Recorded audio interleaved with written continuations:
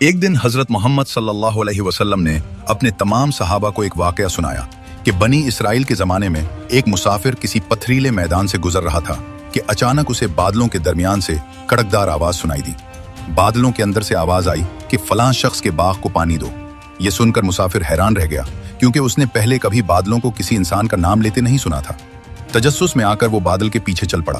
بادل ایک خاص سمت میں بڑھتا رہا یہاں تک کہ ایک سنگلاخ اور پتھریلی زمین پر پہنچ کر برسنا شروع کر دیا۔ مسافر نے دیکھا کہ بارش کا وہ سارا پانی پہاڑی نالوں سے ہوتا ہوا ایک منظم طریقے سے ایک مخصوص باغ کی طرف بہہ رہا تھا۔ تو وہ مسافر بھی پانی کے ساتھ ساتھ چلتا ہوا اس باغ کے دروازے تک پہنچ گیا۔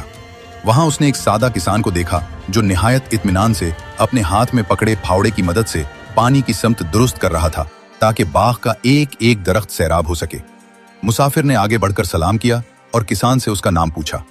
کسان نے جیسے ہی اپنا نام بتایا تو مسافر کے رونگٹے کھڑے ہو گئے کیونکہ یہ وہی نام تھا جو اس نے بادلوں کی گرج میں سنا تھا۔ جب مسافر نے کسان کو پورا قصہ سنایا تو کسان حیرت زدہ رہ گیا۔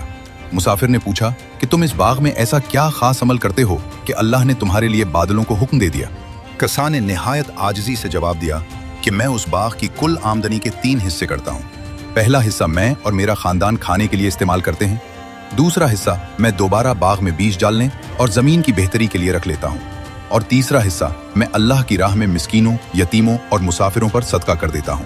یہ بات ثابت ہوئی کہ اپنی کمائی میں سے دوسروں کا حق دینا مال میں کمی نہیں کرتا بلکہ اسے اللہ کی حفاظت اور برکت میں ڈال دیتا۔